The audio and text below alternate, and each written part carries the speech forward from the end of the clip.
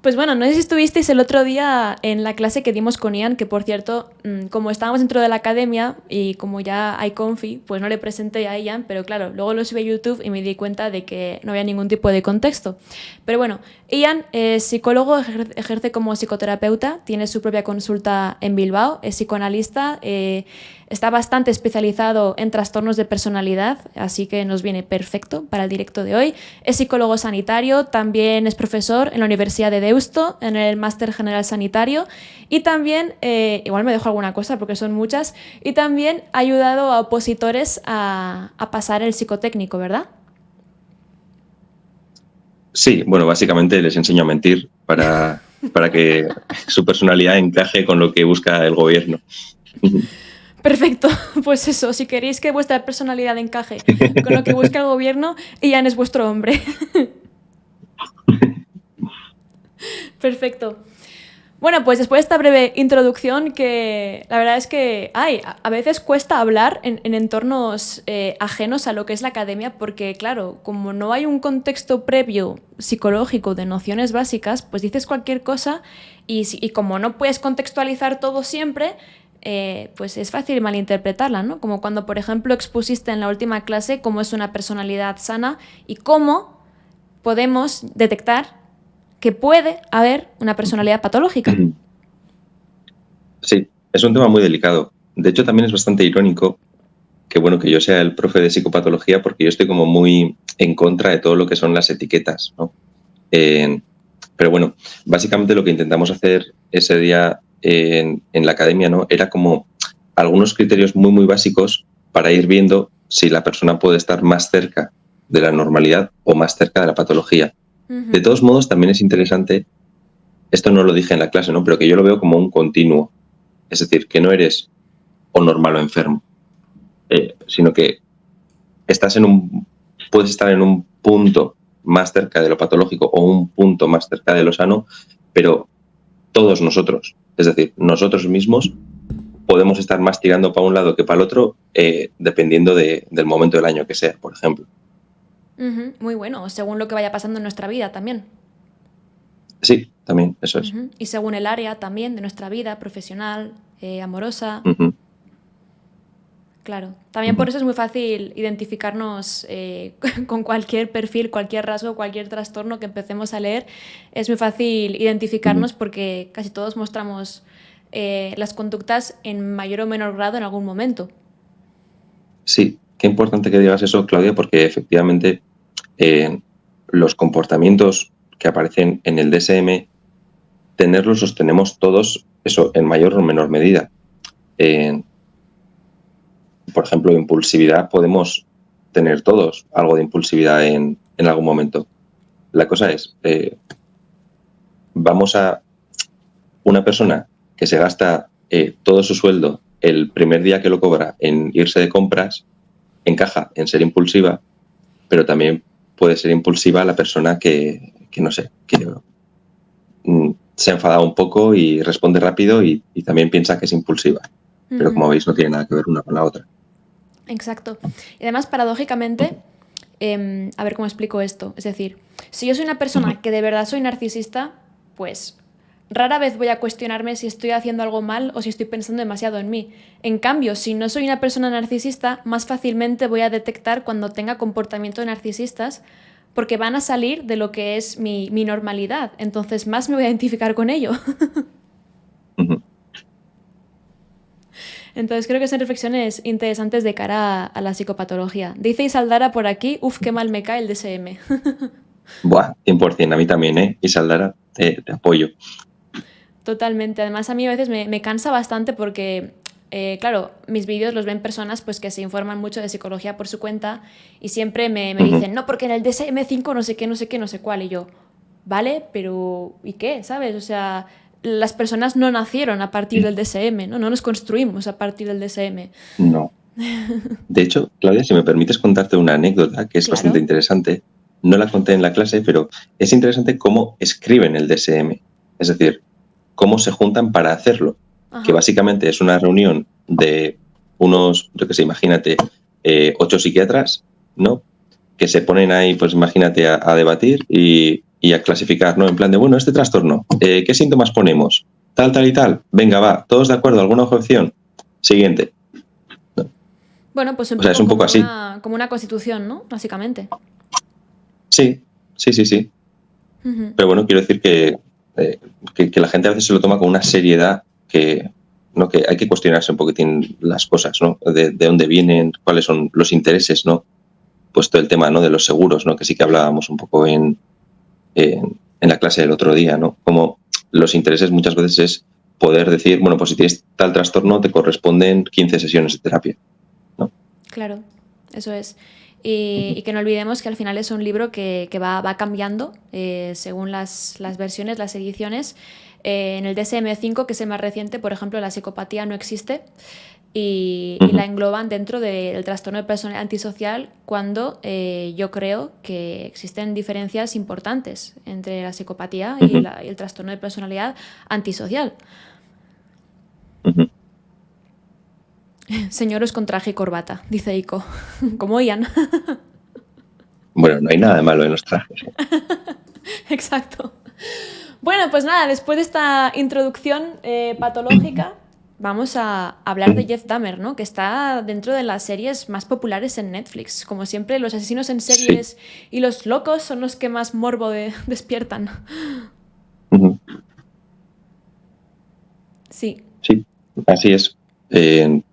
Yo creo que también tiene que ver con que muchas veces en este tipo de, bueno, pues como con las pelis, ¿no? De terror o sangrientas o este tipo, ¿no? De escenas así como muy criminales, a veces queda reflejado en pensamientos, ideas que todas las personas podemos tener, pero que la mayoría de personas reprimimos esos impulsos, igual se quedan en una simple fantasía, y el poder verlos plasmados, ¿no? Tan visualmente, pues es algo que nos resulta atractivo, ¿no? Totalmente. Esto lo expliqué en un vídeo que hice de por qué gustan tanto los realities, ¿no? Porque al final los realities se plasma nuestra parte más visceral, nuestra parte más primitiva, ¿no? La más censurable. Entonces, claro, identificamos cosas que a veces vemos en nosotros y que censuramos porque no son correctas, pero verlas, una persona que pues determinadas características las despliega con más desinhibición, pues nos llama mucho la atención, ¿no? Es decir, todos en algún momento hemos sentido celos, pero no ponemos a gritarnos y a llorar y no sé qué. Entonces, ver a alguien expresar eso con toda la intensidad es muy atractivo. Así es. Y curiosamente había personas en el vídeo de YouTube que hice analizando a Jeff Dahmer que decían que se identificaban con él en algunas cosas. ¿Qué opinas de esto? Hombre, creo que es normal. Es decir, al final no olvidemos que Jeff, ante todo, es una persona y como persona comparte muchísimas cosas con nosotros. De hecho, tenemos más en común que en diferente, ¿no? Es decir, Jeff al final, bueno, lo iremos comentando ahora, ¿no? Pero es una persona que busca un afecto muy difícil de conseguir, un afecto que está prohibido y al final, pues bueno, lo termina buscando de una manera que termina haciendo daño a otros, ¿no? Pero quiero decir, las motivaciones que hay por debajo son muy humanas y que todos podemos tener. Exacto, y esto también nos viene de reflexión de que una misma causa u origen no tiene por qué llevar siempre a las mismas consecuencias. Es decir, por ejemplo, en Jeff tenemos un obvio miedo al abandono, pero no todos los que tienen miedo al abandono pues acumulan cráneos en casa. Exacto, exacto. Es muy interesante esto que dices del miedo al abandono, Claudia. Yo creo que es algo que también han utilizado los creadores de la serie, porque, bueno, Jeff, sí, también hay como cintas, ¿no? Sobre los interrogatorios que le hicieron y demás. Y él, el Jeff real, no creo que en ningún momento explicita o verbaliza el miedo al abandono. Creo que es algo que lo han metido los de la serie, lo cual me parece también muy inteligente para hacerlo ver como más cercano, para que también el público pues conecte un poco más con él. Bueno, pues justamente empecé a ver hace 3 días esto de las cintas de Dahmer y él Ujú, no decía exactamente que tenía miedo al abandono, porque por ejemplo sí que en la ujú. serie se ve muy claramente en el primer capítulo ese ¿por qué te vas? Todos me dejan, ¿no? Entonces él en la vida Claro. real no mencionaba ese miedo tan explícitamente, pero sí que Ujú. decía que el objetivo que encontraba reflexionando mucho detrás de sus actos era el querer que permanecieran con él. Pero quizás él lo Sí, interpretaba como algo más posesivo, ¿no? De los quería para mí y no tanto desde ese miedo al abandono. claro. También, bueno, podemos entrar en eso, ¿no? Pero yo creo que, bueno, ya si nos metemos, ¿no? Por cierto, no sé si todo el mundo ha visto la serie o si hay que aclarar un poquitín qué pasaba con Jeff. Yo Eh, creo que por si acaso vamos a poner un poco de contexto, porque siempre vale, hay una persona que no la ha visto o que toca refrescar. vale, ok. Bueno, Jeff, por lo que es conocido, es por haber sido una persona, un asesino en serie, creo que con un total de 16 o 17 víctimas, todos hombres. Eh, Jeff Dahmer tenía una orientación homosexual y, de alguna manera, eh, el tipo de asesinato pues eran crímenes sexuales donde no solo mataba a la persona, sino después pues podía practicar actos sexuales con la persona o incluso llegar a, a comer, ¿no? O a devorar pues, los órganos de la persona. Un poco más. Entonces, bueno, entonces yo creo que ese es un poco el resumen, ¿no? De lo que hacía él en la serie. Se ve muy bien, ¿no? Eh, cómo este comportamiento va como, cómo se va plantando como una semilla, cómo va creciendo y cuándo florece del todo, podríamos decir. Eh, porque esa semilla yo creo que se va plantando desde la infancia Ujú. con, con cosas, ¿no? Que en tu vídeo, Claudia, está súper bien explicado. Desde el comportamiento, ¿no? Que tiene bueno, eh, estas prácticas, ¿no? Que hacía con su taxidermia, ¿no? Sí. Lo que hacía con su padre. De hecho, en la serie hay un momento, ¿no? Eh, un momento como de intimidad, de conexión que tiene con su padre y el padre justo le está contando como una anécdota así como muy divertida, ¿no? De cómo coger a un cerebro, ¿no? E ir, digamos, quitando capas hasta que solo queda como el tallo del cerebro y, y bueno, como al final el cuerpo termina siendo como una especie de zombie, ¿no? Y el padre se lo cuenta así como, eh, pues eso, como inculcándole un conocimiento científico, un momento tierno entre padre e hijo y tal, pero claro, al final eso termina siendo como algo muy placentero Jeff, perdón, Jeff Dahmer, que, que bueno, que luego lo termina poniendo en práctica, o intentándolo al menos. Ujú. Claro, aquí tenemos que ubicar también un contexto de que cuando Jeff nace, ya es en una familia bastante desestructurada, dos padres que constantemente discuten, una madre con una serie de problemas psicológicos, un padre que lo que hace es evadirse, irse de casa, él se ve como le Ujú, reclama, al menos en la serie, y, ujú, y bueno, parece que él anda como... Yo la verdad es que cuando empecé a ver la serie, lo primero que pensé es si podía tener Asperger, Jeff Dahmer, porque se le veía como esa ujú, falta de interés social, esas dificultades para comunicarse, para relacionarse, ese no tener ujú, interés en el colegio ni ninguna cosa. Pero claro, aquí entra la variable de lo que comentan, de que la madre durante el embarazo pues tomó demasiados fármacos, algunos de ellos que se ve que podían dañar al feto, más el tema este de la operación que tuvo cuando tenía 4 años para la hernia, que según el padre le cambió, él no era así antes. Pero claro, también ujú, es una edad en la que empiezas a desarrollar tu personalidad. Entonces tampoco ujú. puedes saber si es un cambio brusco por la anestesia o que simplemente ahí empiezan a salir cosas. Sí. Además, ahí hay que tener en cuenta también la negación del padre. Ujú, Es decir, para un padre, en aceptar que su hijo es un asesino en serie y que mataba a tantas personas es algo muy duro. un hijo que lleva su sangre, su genética, y que lo ha criado él. O sea, eso para un padre es como muy, muy, muy difícil de aceptar. Entonces entiendo que para él una solución psíquica, una solución para desresponsabilizarse un poco, es decir, no han sido las intervenciones, ¿no?, por las que ha pasado mi hijo, él antes estaba bien.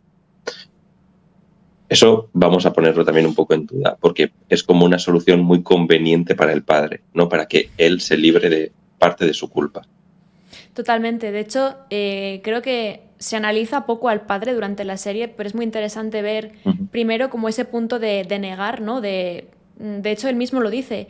Yo en cierto punto sabía que algo hacías, pero no quería Ujú. saber, ¿no? De hecho, Jeff, cuando empezaba a identificar en sí mismo esos pensamientos obsesivos, esos pensamientos oscuros, él se los quería contar a su padre y su padre no quería escuchar, no quería saber nada.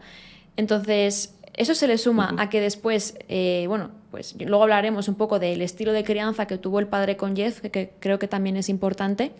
Se le suma después que cuando le arrestan y se entera de todo lo que hizo, el padre, de hecho, se repetía a sí mismo e incluso a Jeff muchas veces: no digas que esto empezó cuando empezamos a tratar a los animales muertos, no me pongas a mí la culpa de esto, no digas que soy yo.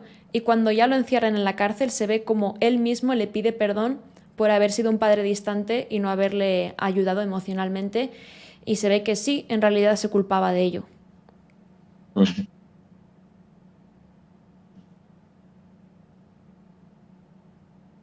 Es muy interesante esto de que Jeff intente hablar con el padre, pero claro, ¿qué respuesta se encuentra? Pues se encuentra con un padre que no quiere escuchar que su hijo es un desviado, ¿no? Porque pongámonos en contexto, ¿no? O sea, la homosexualidad hace, esto es 1980 por ahí, ¿no? Hace 40 años, más o menos, se percibía muy diferente a cómo es percibida ahora, y por lo tanto, de hecho, incluso en la serie, Jeff le dice algo así a la abuela, ¿no? Como, no, abuela, yo no avergonzaría así a la familia. Ujú. Entonces, esto es muy importante porque Jeff va a vivir con mucha culpa y mucha vergüenza todo lo que tenga que ver con la sexualidad. ¿Por qué creo que esto es importante? Porque si yo me siento eh, avergonzado de tener el deseo y la orientación que yo tengo, puede que me dé vergüenza incluso practicar el sexo, ¿no? De hecho, hay personas, y esto es algo actual, o sea, es algo bastante, bueno, igual no bastante, pero es algo que existe, ¿no? En personas como muy discretas dentro de la comunidad homosexual que mantienen encuentros sexuales en la oscuridad, ¿no? Eh, y eso es, digo que me parece muy interesante porque en la oscuridad no se te ve. Y claro, Jeff, si tiene vergüenza de su condición, estar con una persona viva implica ser visto de una manera que no quiere ser visto. Muy interesante. Es como tener un testigo de una faceta que no quiere. Ujú. Entonces, él tiene su homosexualidad tan rechazada. Jeff es el tipo de persona que diría que prefiere no ser gay, ¿vale? Porque evidentemente eso le ha traído complicaciones. De hecho, si Jeff posiblemente pudiese haber tenido relaciones de pareja sexuales en un contexto mucho más normalizado, seguramente nada de esto hubiese ocurrido. Pero el problema es que tenemos a un adolescente. Esto también es interesante. Si os fijáis, ¿cuándo es la primera víctima de Jeffrey? Digo Jeffrey, pero es Jeff. No sé si será de Jeffrey o de Jefferson, la verdad, no lo he mirado. La primera víctima cuando ocurre el primer abandono, cuando el padre se va de casa con la novia y su madre se pira y le deja solo, se lleva al hermano, se va y Jeff se queda Sí, meses solo en casa. sí. Ahí hay dos cosas interesantes. Eh, una es la situación de tensión desencadenante, ¿no? Eh, autopista, sí, es el autoestopista, sí. Eh, y tened en cuenta que Jeffrey en ese momento tiene 18 años. 18 años quiere decir que a nivel sexual está, vamos, dicho malamente, salidísimo, ¿no? O sea, es una época en la que, pues, no es lo mismo, ¿no? O sea, con 18 años es un momento como de despertar sexual potente. Entonces, claro, imaginad que sus niveles de impulso sexual están especialmente altos. Unos impulsos que están muy altos pero que no puede descargar. Entonces, claro, él busca a personas, ¿no?, con las que poder tener un encuentro sexual. De hecho, en las cintas es interesante que con este autoestopista primero tantea si es gay. Eso es, es un indicador de salud, en el sentido de que él no va como directo a matarlo. Es Ujú. como que primero se plantea la opción de a ver si puede tener algo con esa persona. Pero ve que no. Y de hecho el autoestopista ya dice que se tiene que ir, ¿no? En, en la serie le ponen ahí como un toque, bueno, me imagino que no sé cómo fue realmente, ¿no? Pero en la serie aparece pues como Jeff intenta primero darle un beso, el otro se pone agresivo, empieza a irse. El hecho de irse ya conecta con el abandono que es característico en la serie, ¿no?, de Jeff. Y en ese acto, en un momento de impulsividad, pues él le golpea. Entiendo que no con una intención de asesinarlo inicialmente. En- pero eso también es interesante porque ahí se planta la semilla de esos comportamientos. Ahí, en ese momento, Jeff descubre que puede matar, y no solo eso, sino que también descubre que se puede librar. Ujú. Que no hay consecuencias. No, de hecho, ¿recuerdas, Claudia, la escena en la que él intenta escaparse con el coche? O sea, que está con el coche llevando el cuerpo en el maletero y le para la policía Ujú. y dice que tiene como restos del jardín o que ha estado como cortando el césped y la policía se lo cree. Sí. Eso es verdad. O sea, eso ocurrió realmente. Ujú. En- y digo que es muy interesante porque en ese momento Jeff aprende dos cosas. Aprende que puede matar y aprende que no hay consecuencia. Y que puede engañar. O, exacto, que aprende que es más listo que la autoridad. Entonces, eso durante bastante tiempo va a quedar latente, pero es como un aprendizaje demasiado potente, ¿no? Es decir, mato y no tengo consecuencias. Exacto. Entonces, eso me va, me va a dar como mucha tranquilidad para poder volver a hacerlo. Ujú. Pero bueno, en cualquier caso, lo que me parece interesante es esta reflexión que os decía, ¿no?, sobre el rechazo que el propio Jeffrey siente hacia la homosexualidad. Entonces lo ve como un acto que debe esconder, como algo, eh, sí, como algo vergonzoso, ¿no? Como algo de que no puede vivir del todo con naturalidad, ¿no? Mostrándose pues cómo es él y amando a quien quiere, sino que tiene que andar así, ¿no? Como con esas estrategias. Em, También es interesante, ya hilando más, ¿no?, o rizando más el rizo, ¿no?, que si Jeff no tuviese como esta homofobia tan interiorizada dentro de sí, seguramente tampoco terminaría matando hombres homosexuales. Pero pensad en ello. Jeff mata a los que son como él. ¿Por qué? Pues porque hay una parte de sí que no le gusta. Ujú. Muy interesante esto.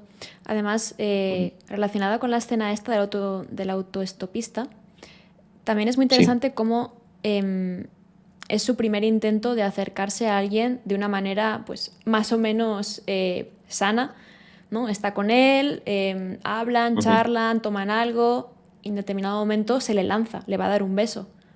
Y entonces ujú, el autoestopista le rechaza muy fuertemente, insultándole ujú. con cara de asco. Entonces, claro, aquí tenemos otro aprendizaje muy importante.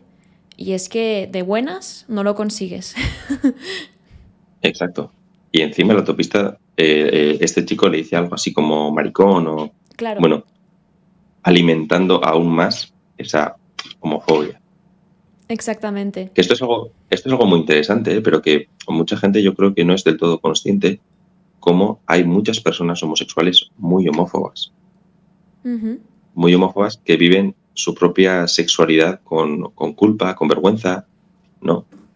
Y que bueno, que son habitualmente pues estas personas como la del ejemplo que os ponía antes, ¿no? Que no tienen una pareja, o sea, no tienen una pareja homosexual abiertamente. Son personas que lo viven como desde el secretismo, desde esto lo tengo que ocultar, desde el igual tengo un encuentro sexual pero que nadie se entere, ¿no? Ujú. Incluso con las luces apagadas. Muchas gracias, Beguchi. Ostras, ¿cuántas personas nos han hecho un raid? No sé si sabes lo que es eso, Ian. Eso es cuando alguien está haciendo un directo y va a terminarlo, envía a los espectadores a otro directo. Y Ajá. bueno, pues la bienvenida a los seguidores de Beguchi, que por cierto es una chica que me encanta. Un abrazo desde aquí. Ujú, Y para que sepáis, estamos analizando psicológicamente a Jeff Dahmer, este asesino en serie tan famoso que se ha hecho viral ujú, en Netflix. Y bueno, ahora mismo estábamos hablando de la homofobia en las personas homosexuales, algo de lo que no se suele hablar mucho. ujú. Eso es. Sí, a todo esto hay que tener en cuenta también, lo quiero aclarar porque luego suele haber malentendidos. Sí, Este tú tipo de aclaras siempre cosas, todo porque siempre sí, nos malinterpretan todo, Ian. sí, sí, sí, sí.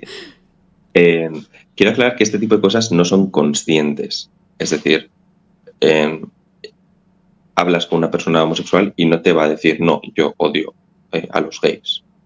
No, no es un rechazo como explícito, verbalizable, no, sino que es algo como que la persona ha ido interiorizando, mamando desde pequeñita, ¿no? Ser como yo está mal, no lo puedo mostrar, los demás lo van a ver como raro, cosas que además después muchas veces se confirma por el exterior, ¿no? Maricón, en boyera, en fin, cosas que la persona va como interiorizando y puede tener como una parte de eso. La manera en la que se exterioriza muchas veces es como con esta vergüenza a mostrarse. De ahí que se dé tanta importancia, ¿no?, al Día del Orgullo, ¿no? Precisamente por esa vergüenza que está como tan incrustada. Así es. Están comentando Ujú, por aquí que, aunque sí que fuera el autoestopista la primera víctima, que no ujú, olvidemos este chico que hacía footing por el bosque, que él un día planeó esperarle con el bate, pero que como no apareció, pues que lo dejó.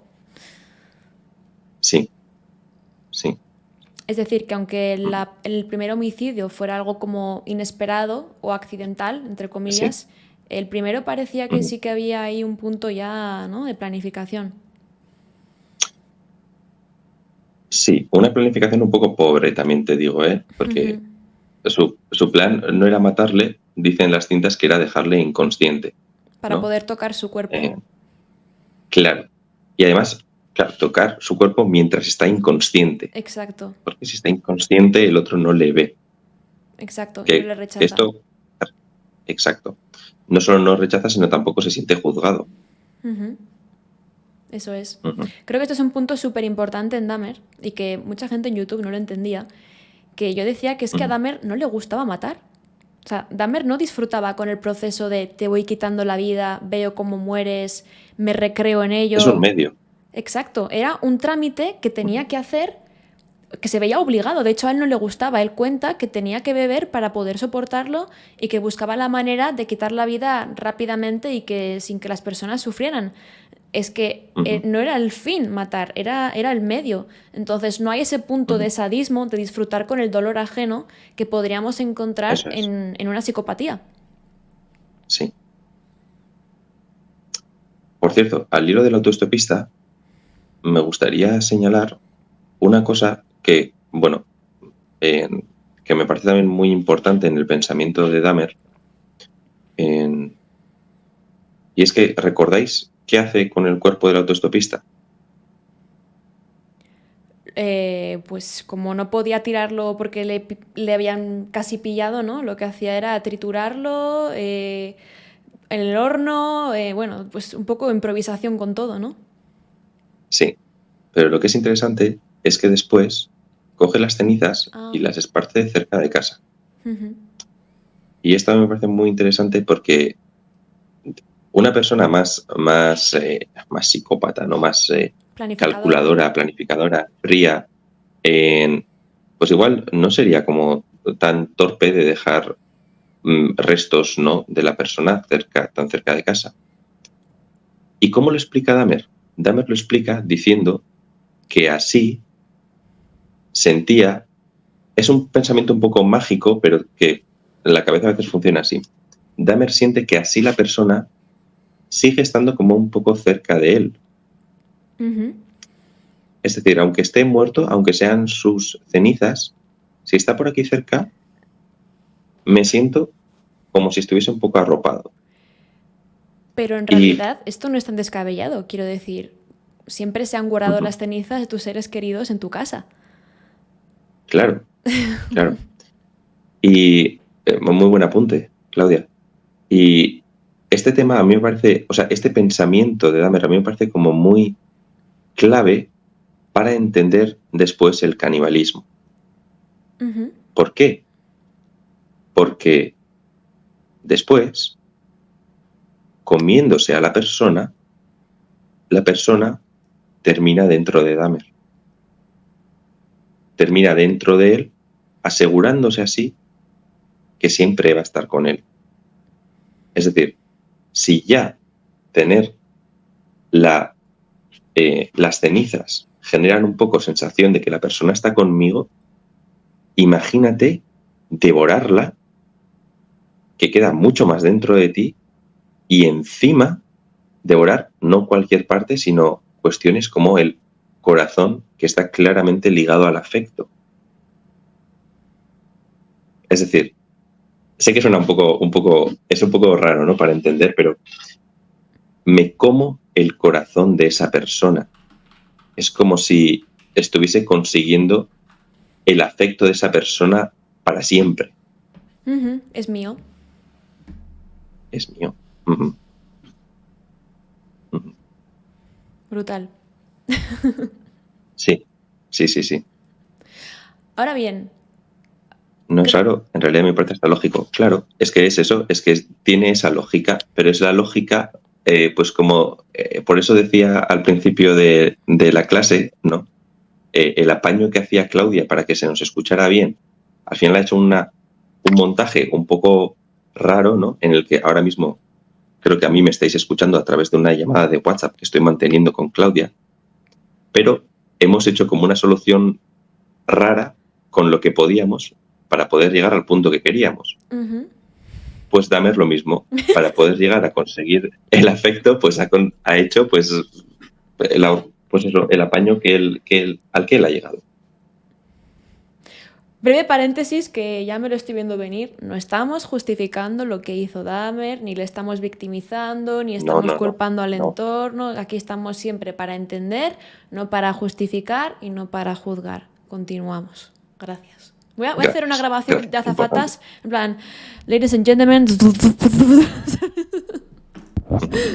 Bueno, sí, la gente se toma las cosas tan mal, exactamente. Vale, Uf, no sé si quieres comentar algo más del autoestopista, pero creo que además de que mate, creo que es muy interesante que no mate, porque hubo un periodo de tiempo muy largo en el que no mató a nadie desde el autoestopista. no, y eso no es casualidad. No es casualidad porque vamos a ver, yo creo que más en la academia que hoy, que con los trastornos de personalidad, explicábamos el otro día en la clase cómo es, si una personalidad madura es como un edificio ya construido, un trastorno de personalidad es casi como si el edificio no estuviese bien cimentado o bien construido. Ujú.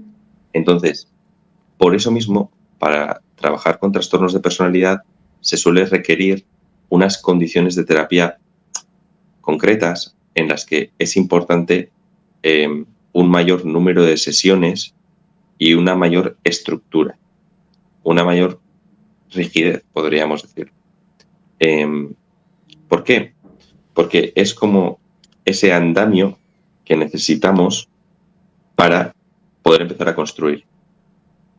Como que hace falta un soporte rígido, ¿no? Que contenga todo y que lo dirija. Sí, sí. Entonces, ¿por qué digo esto? Porque la época en la que Dahmer estuvo mejor era después de la mili. Y esto digo que no es casualidad, porque en la mili tiene esa estructura, tiene esa... En la mili no puede emborracharse, tiene unas tareas que hacer, tiene...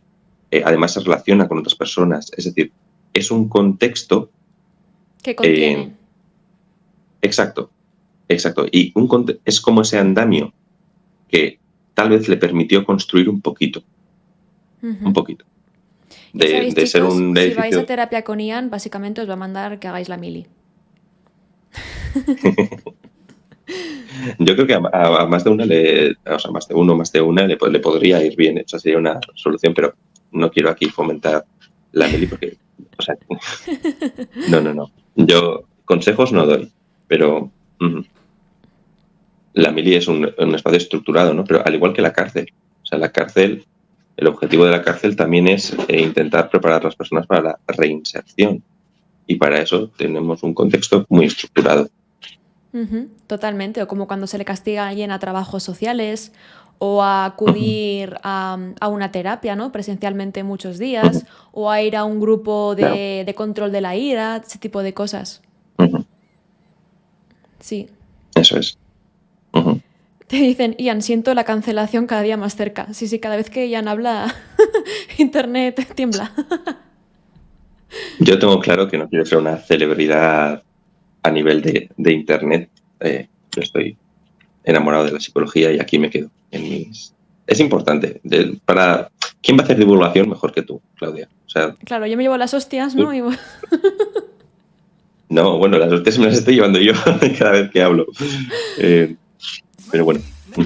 Muchas gracias, Mérica, por la suscripción. No sé si podrías, Ian, antes de continuar, decirnos, Sí. porque seguro que aquí la gente tiene curiosidad por saber esto, además de trastorno límite de personalidad, que sé que es algo que trabajas bastante en consulta, ¿qué trastornos de personalidad sueles o has trabajado? Bueno, yo con trastornos de personalidad trabajo con prácticamente todos. Es decir, sí. A ver, tal vez quitando un perfil esquizotípico, que es lo que más cerca está de la esquizofrenia, y con ese tipo de perfiles tal vez la terapia no es lo más recomendable porque se empieza con otro tipo de intervenciones. Yo creo que quitando eso, pues sí, perfiles esquizoides son muy típicos. En menor medida, alguna persona con un perfil más paranoide, y luego clúster B y C, que los veremos pues todos, ¿no? O sea, más míticos, perfiles claro. narcisistas, histriónicos. De todos modos, es que tampoco me gusta hablar en estos términos. O sea, Lo sé. Los utilizo, ¿no? Para explicar, ¿no? Un poquitín cómo la gente divide, ¿no? Las categorías, pero yo no veo o sea, yo cuando me relaciono con una persona en consulta, yo no estoy viendo un trastorno de personalidad, nunca. Muy bien. A ver, hay personas que sí. O sea, que hay personas, me refiero a que hay otros profesionales que lo ven de esa manera. Para mí siempre estoy delante de una persona que ha llegado a la solución que ha llegado para intentar llegar al equilibrio, a alguna especie de equilibrio, solo que a veces es un equilibrio un poco patológico. Entonces ahí intentamos implementar de alguna manera pues maneras un poco más sanas de que la persona pues obtenga lo que está obteniendo o lo incluya si es que no lo tiene. Pero sí, siempre no hay que olvidar que trabajamos con personas y que nosotros mismos también en un momento malo también podemos ser los primeros que estén mal también. Es decir, Eso es, ya lo comentamos en la clase que estamos en una época en la que se abusa demasiado de las etiquetas, del decir esto es Sí. esto es lo otro, y a mí eso es algo que también me preocupa a veces en YouTube, porque claro, es como más interesante o es una manera de divulgar el decir etiquetas, conceptos, nombres, pero la realidad es que a nivel terapéutico no sirve de nada que una persona venga y yo le diga, eres esto, si se puede trabajar de una manera que se vayan resolviendo determinadas cosas, ¿no? Porque a veces tendemos a sobreidentificarnos con la etiqueta, a encasillarnos y a reproducir los comportamientos que en teoría están asociados a esa etiqueta. Sí, así es. Eso es. Preguntan por aquí que qué es esquizotípico, Ian. Lo veremos en la siguiente clase. Chan, chan, chan. Así que, sí. Así que si no estáis en la academia, apuntaros. Exactamente. Momento publi, solamente quedan 4 días para que se termine la oferta de lanzamiento, que se queda 9,99 al mes. Os apuntáis ahora, ese precio os va a quedar para siempre. Eso es chantaje, dicen. Hombre, claro, esto es dejar la miel en los labios, ¿no? Pero bueno, dicen que digas algo, dinos algo. Bueno, esquizotípico, pues mira, tal vez Jeff podría estar un poco, Claro, podría tener una patita un poco esquizotípica. exactamente. Esa parte de el ser una persona muy solitaria, incapaz de relacionarse, con ese Exacto. descuido tan grande de su higiene, de su casa, del trabajo, de la economía, esas como creencias extrañas y delirios que no terminan, o sea, es como que no es que te creas que la realidad es así, pero sabes que tú la interpretas así, una cosa un poco extraña, ¿no? Jeff Dahmer sabía que obviamente por comerse el corazón de alguien no iba a estar la persona con él, no es que se lo creyera del todo, pero hay como una certeza, una sensación, un algo que le hace pensar eso, ¿no? Entonces, pues ese pensamiento mágico, creencias extrañas, delirios, a veces también paranoias. Por ejemplo, Jeff tenía paranoias también cuando está quedando con el chico sordomudo. El chico sordomudo se quería quedar con él de verdad, pero Jeff Dahmer no se lo creyó. Sí, sí. Eso es. Muy interesante. El chico sordomudo en la serie nos lo plantean, ¿no? Como casi la relación más seria o estable o potencialmente, ¿no? La que mayor potencial tenía. Y esto no creo que sea casualidad que fuera justo con el sordomudo, porque tened en cuenta que para Jeff la sumisión es importante, ¿no? El sentir que tengo más poder que tú o más control que tú. De hecho, el acto, ¿no?, de la necrofilia es un ejemplo de ello, ¿no? Me da inseguridad relacionarme con una persona, o sea, es más difícil relacionarme con una persona viva, es mucho más fácil con una persona muerta que ni se va a quejar, ni va a decir nada, ni se va a huir, ni va a poner ninguna traba. Entonces, en esta línea de buscar como la sumisión o el poder, encaja muy bien que él se sintiera más cómodo con una persona con limitaciones, pues como las de este chico, ¿no? No poder tal vez escuchar bien, no poder hablar bien, ¿no? Es como, esta persona tiene menos recursos, lo tiene más difícil, es más vulnerable, mejor víctima. Exactamente. Esto trasladado un poco más a la población normal. A veces ocurre, ¿no?, que las personas que tienen miedo al abandono tienden a juntarse con personas que de algún modo psicológicamente perciben como inferiores a ellas de alguna manera, ¿no? Es como, bueno, no me permito estar con personas que realmente valoro o respeto, porque entonces me siento inseguro y se avivan ese miedo a que me abandonen, ¿no? También es muy típico juntarte con personas que tienen problemas, que tienen necesidades, que tienen dependencia, porque al final ese perfil de te necesito o de soy poco te hace sentir a ti más seguro. Preguntan por aquí si somos psicólogos. Sí. Hasta ahora sí. Pero eso que comentas de que no es casualidad, de que con este perfil, bueno, se diera una cierta oportunidad, ¿no? No es casualidad. Sí, a eso me refiero, que lo veo más probable, ¿no? Pues bueno, con ese perfil, ¿no? Como más sumiso que con una persona, digamos, no sé cómo decirlo, ¿no? Con una mayor mm, funcionalidad, no sé cómo decirlo. Bueno, al fin y al cabo, pues este chico, ¿no? Si tiene unas limitaciones auditivas y para comunicarse, pues está como más, eso, más vulnerable, por decir de alguna manera. Exactamente. Y de hecho es muy interesante, no Uh-huh. sé si fue tal cual en la realidad, pero en la serie se muestra al menos cómo este Sí. chico conecta con los miedos de Dahmer, con su lado oscuro, con su vulnerabilidad, le anima a abrirse, le dice Uh-huh. que no hace falta seguir Uh-huh. rigiéndose por esas normas, esos miedos, ¿no? Que se puede hacer de otra manera. Uh-huh. Parece que él Sí. conecta con él.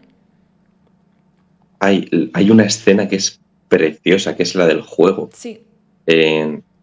Ese momento del juego, a ver, yo no creo que eso fuese real, o sea, eso habrá sido una inventada de la serie, pero eh, refleja muy bien cómo se trabaja a veces en terapia, ¿no? Sobre todo con niños y con lo que son técnicas pues más que están más cerca de lo proyectivo. Es decir, Jeff habla de cómo está jugando a un juego en el que de repente, pues no sé, hay una especie de torbellino, una especie de caos y como que todo se muere, ¿no? Como que nada dura, nada permanece. Creo que además hay como dos fichas, ¿no? Y si una Se llega a acerca, la otra, se muere la es otra. entonces.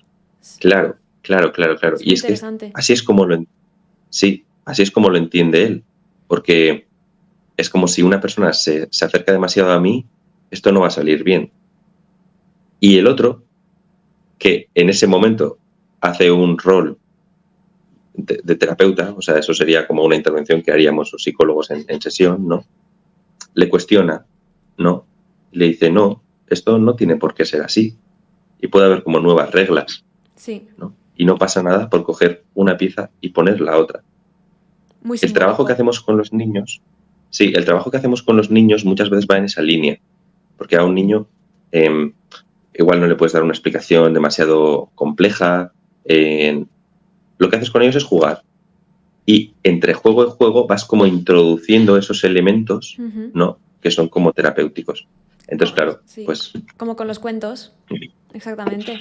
exacto. Sí. De hecho, en consulta, no sé si tú lo haces, pero cuando tienes un paciente con mucha dificultad para verbalizar, para entender emociones, para un poco este pensamiento abstracto, ¿no? Los cuentos es una herramienta buenísima porque digamos que les cuesta mucho hacer esta lectura en ellos mismos, pues también perfiles muy desconectados, etcétera, evitativos, pero cuando conectan con los sentimientos y la historia de ese cuento, entonces sí que pueden hacer ese análisis y esa lectura y conectan más con ello que consigo mismos. Es muy guay.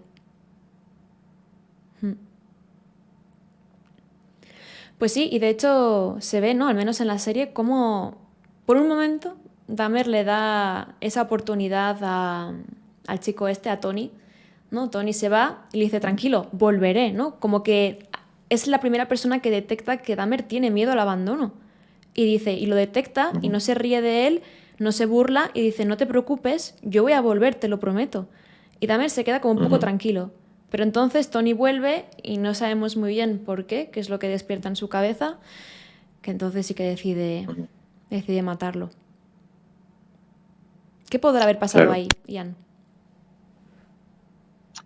yo creo que la inseguridad pues le desborda y claro, eh, como Jeff ya tiene instalada la conducta, o sea, como Jeff ya ha matado antes, ya se ha librado del castigo, ya sabe que eso es una estrategia que puede poner en marcha, ¿no?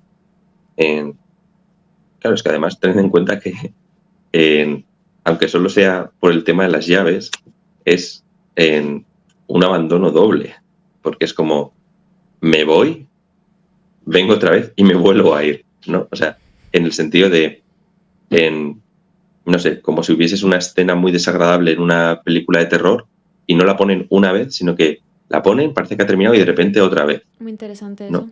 Ujú. Ujú. Entonces, claro, pues es como decir, bueno, uno lo podía llegar a pasar, pero 2 veces me vas a abandonar, no, es como demasiado. Entonces, pues él pone en marcha pues lo que había, pues algo que había hecho anteriormente. Ujú. Pues sí. ¿Cuántas víctimas fueron en total? Creo que fueron 17 chicos, ¿puede ser? Yo creo que 17, sí, sí, Ujú. algo así. Muy ¿Tenéis bien. alguna pregunta en concreto que queráis hacer? Yo te quería decir, Ian, claro, es un poco extraño porque en algunos casos sí que se detecta algo de remordimiento en Dahmer, o al menos autojuicio. Es decir, pero otras veces se ve como esa falta de empatía o esa falta de remordimiento. Es decir, él mismo decía que su vida es una mierda, que no merece la pena, que él es un ser horrible, que se merece morir, ¿no? Es como colabora con la policía para que encuentren todos los cuerpos. Ujú. Parece que hay un punto de remordimiento, pero por otro lado parece que se ha desconectado tanto de la vida y de las personas y de las relaciones y de que pueda tener cualquier tipo Ujú. de futuro que es como, mira, mando todo a la mierda. Sí. Aquí entran en juego lo que llamamos mecanismos de defensa. Eh, Existen diferentes tipos de mecanismos de defensa y algunos son más habituales en algunos perfiles y otros son más habituales en otros perfiles, ¿no? Eh, pues, mm, por ejemplo, un mecanismo de defensa muy avanzado es lo que llamamos la sublimación, que es en utilizar como el impulso que te está surgiendo para canalizarlo hacia algo que es socialmente aceptable. Por ejemplo, canalizo mi agresividad en ser un excelente jugador de boxeo, Ujú. ¿no? Eso es un mecanismo de defensa muy avanzado, muy sofisticado. Y después hay otros mecanismos de defensa que son como más primitivos, como por ejemplo la negación, que es el no ver. Eso lo llamamos como más primitivo porque es como más básico, ¿no? Eh, Además distorsiona más la realidad. No ves. Entonces, entre los mecanismos, eso, más primitivos, está también la disociación, que es como si cogiésemos el suceso y la emoción y los separamos. Esto se ve, por ejemplo, claramente en personas que están viviendo en una situación de guerra y que siguen haciendo su día a día. Están disociados, porque claro, ser conscientes de todo lo que está pasando en todo momento es muy duro. Entonces, el cerebro llega a la solución, por eso no me gusta patologizar, porque es una solución que ha dado el cerebro, Ujú. de separar la emoción del suceso. Entonces Jeff, pues con todo lo que va ocurriendo, va como separando. Entonces él es consciente, él sabe, porque va codificando los recuerdos, pero la emoción que surge no la va ligando, no la va pegando. No es, he matado a alguien, qué miedo, qué culpa, qué remordimiento, y lo pongo junto, porque como esa emoción es muy desagradable, la dejo por ahí. Supresión. La dejo por ahí, pero está ahí. Ujú. Es como sofocar el afecto. Entonces, ¿qué pasa con el afecto? El afecto no desaparece, el afecto está por ahí. Entonces, con ese tipo de mecanismos, lo que ocurre es que después hay una emoción difusa, un poco incomprensible, y esto también ocurre mucho, es una de las cosas, ¿no?, que pasa mucho en las sesiones, que la gente se siente mal y no sabe muy bien por qué, Ujú. ¿no? Pues Claro. porque igual han ido acumulando como esa nebulosa de emociones que no las han atribuido a las cosas adecuadas. ¿Por qué? Porque el ser humano tiene la capacidad de salir adelante de casi cualquier situación. Y a veces salimos adelante de situaciones muy complejas pensando que las hemos superado, pero simplemente nos hemos disociado y hemos dejado que esa emoción se acumule Y igual de repente estoy yo deprimido y no sé por qué. Y es por el cúmulo de todas las cosas que llevaba antes. Entonces, ¿Jeffrey tenía algún tipo de emoción? Yo os diría que sí, porque si no, no bebería tanto. Muy autodestructivo. Claro, es decir, el alcohol es una manera como de intentar aplacar todas esas emociones que no están ligadas a lo que él ha hecho. Ujú. Buenísimo. Esto que comentas, Ujú, Ian, es brutal porque además de, digamos, como que acumular esas emociones que no queremos conectar en ese momento ujú, que estamos disociando, no solamente se acumulan, sino que a veces, digamos, como que se transforman o se camuflan en otras, ¿no? Es decir, por ejemplo, tú puedes tener en consulta a una persona que es incapaz de mostrar enfado, ¿no? Ante algunas cosas, lo por separa, ejemplo. ¿y qué hace? Transforma eso en tristeza. Son personas que no son capaces de enfadarse y lo que hacen es estar tristes. Y claro, como la tristeza no está directamente relacionada a nivel lógico con lo que ha ocurrido, pues no lo conectan, no lo relacionan, porque se ha transformado, ¿no? Ujú, No sé si me estoy explicando, creo ujú. que es algo muy, muy complejo de entender, la verdad.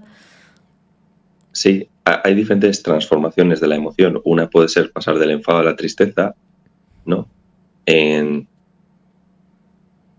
Se puede pasar del enfado a la culpa, incluso otras cosas, ¿no? Hay personas que, imagínate, tengo un hermano o una hermana pequeña,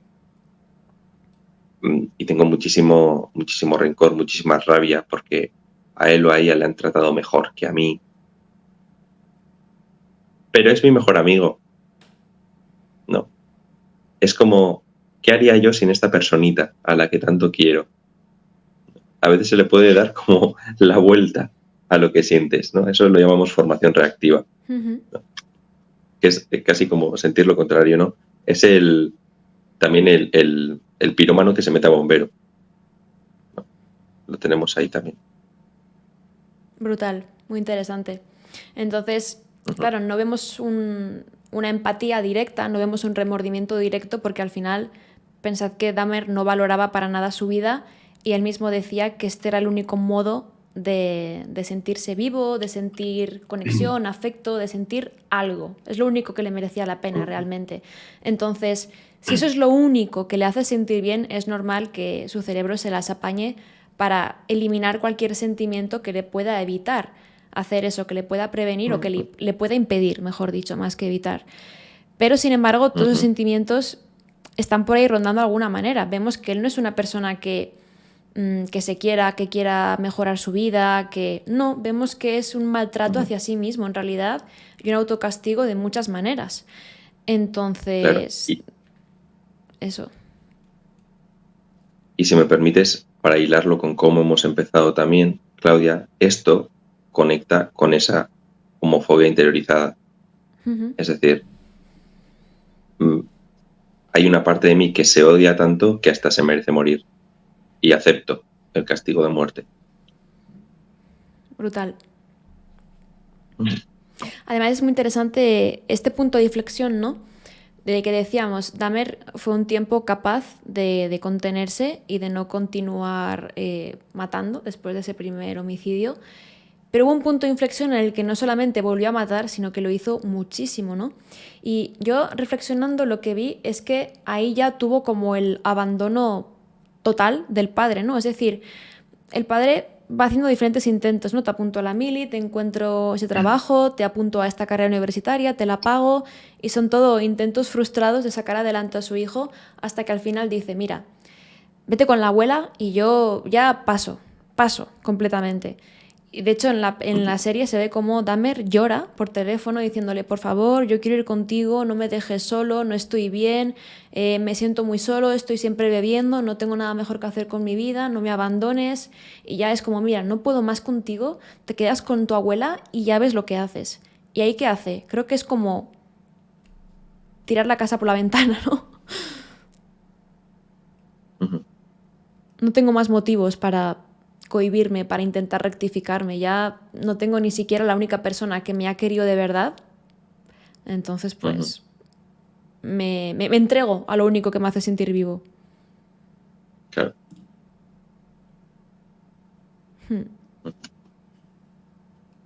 Eso es. Claudia, podríamos seguir hablando de esto, yo creo que horas y horas. Se te hace tarde, Eh, ¿no? Bueno, un poquito, un poquito. No tienes el horario streamer como tengo yo. Horario streamer, ¿tú hasta qué hora sueles estar con los streams? Uf, pues mañana la isla empieza a las 11 y aquí estamos hasta la 1:30. Hasta la 1:30, madre mía. Sí, sí. Claudia, Bueno, pues al final cada uno tiene... esos hábitos. Soy como un trabajador de aeropuerto, ¿no? Trabajando un poco de noche. No, no es lo mismo. Ujú, Pero bueno, al final esta es ujú. la hora en la que la gente está libre, así que nada. Oye, pues muchísimas gracias, Ian. No te retenemos aquí más contra tu voluntad. Ya hemos estado ya 1 hora y cuarto. Dicen todos que se les ha ido un Ujú. poco, se les ha pasado muy, muy rápido. Es que es muy interesante hablar con Ian. Gracias, gracias. Totalmente.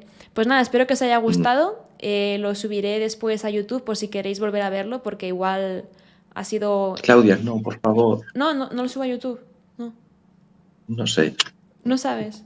No estoy tan acostumbrado a esta lluvia de críticas que me llueven. Eh,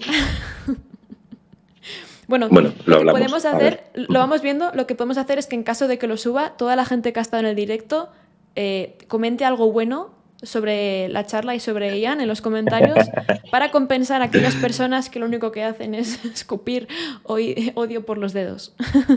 Te queremos, Ian, dicen. Gracias, gracias. Yo también. Bueno, ya me dirá Ian si se puede subir o Sí, no. sí, sí. Es que son temas muy polémicos, porque claro, te pones a hablar, ¿no? De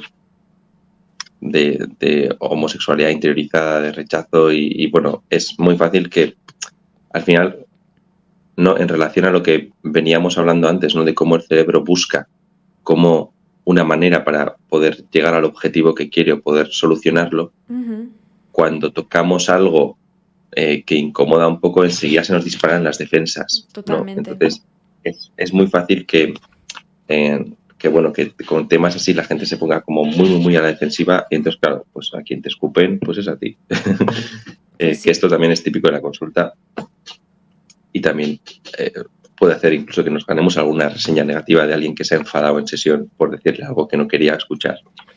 Como siempre digo, si algo nos remueve, es que algo tenemos que mirar. Claro. Ujú. Pues nada, Ian, muchísimas gracias por venir aquí. La verdad es que ha sido una pasada y bueno, ojalá que te tengamos más por aquí. Y ya sabéis que Ian va a ser el profesor de la asignatura de Psicopatología, Personalidad y Trastornos de la Academia. Ahí sí que Ian va a poder hablar tranquilamente, sin tapujos y más cómodo, Ujú. porque va a ser un entorno Sí. privado y cómodo y happy. Así Ujú. que eso, nos vemos en la academia. Ya sabéis, mindhuntacademy.com, tenéis aquí abajo el enlace. Y estamos de oferta de lanzamiento hasta el lunes con solamente 9,99 euros al mes. Muchas gracias a todos por estar aquí y muchas gracias, Ian. Nada, encantado. Gracias a ti, Claudia, por brindar este espacio, por divulgar, encima con la calidad con la que divulgas, y, y eso, por dar una voz tan potente a la psicología. Muchas gracias. Adiós. Chao. Chao.